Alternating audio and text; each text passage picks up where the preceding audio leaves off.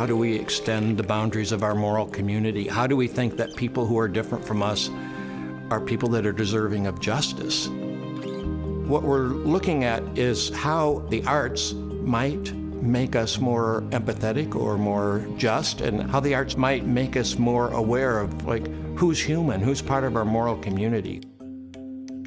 Kelly Clark is a distinguished professor of philosophy at Ibn Khaldun University in Turkey. Based in the United States, his international career has focused on exploring the interface between philosophy and the brain. I'm a philosopher, and this project mostly involves social scientists. So we have social scientists from Harvard, Yale, Johns Hopkins. We have brain scientists from Georgetown and Oxford, and we have partners in Turkey and Israel. Through past projects, Dr. Clark learned how important it is to get academics out of their comfort zones in order to break down barriers between disciplines.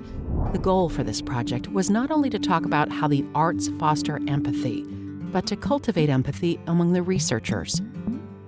We met together in Istanbul, and what we tried to do was crystallize the projects, to be together and to help each other work through projects. I also designed our time together so that we would do the things we talk about, because I wanted our group to cultivate empathy. We were people from Turkey, Israel, the United States. We were Muslims, Christians, Jews, atheists, agnostics. We were our own pilot group, and we spent 4 days together, taking meals together, listening to music together, walking together, moving together, talking together, trying to see what it is that works to cultivate empathy in people across difference. Probably the coolest thing we did was an arts festival. I wanted people to think big, and to think big, you need to be in a place where creativity happens. We did what's called, in English, bubble art. It's a Turkish art where you have oil paint that you put on water. You put a piece of paper on that, and then you pull it off and pull it up, and it creates beautiful designs.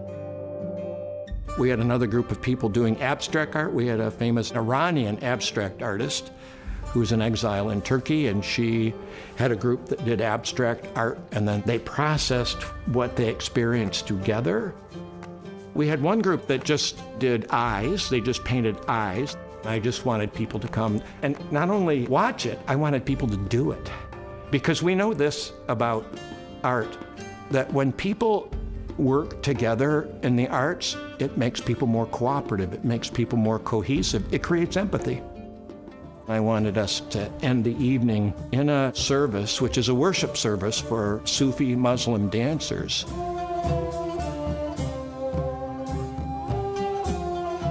They are trying to create an out-of-body experience that puts them in direct touch with God. Sufis lived and worked together in community, so they're creating empathy between one another, among one another, within one another. And just watching them creates empathy. There's a couple of reasons why it is that we, even though we involved a lot of visual arts in the Arts Festival, why it is that we're deciding to focus in on music. I just don't think anything touches our soul as deeply as music.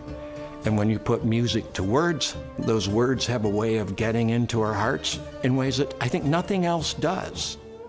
We can't make everybody Sufi dancers, but we can see if music might have some effect across culture to bring people together in the same way.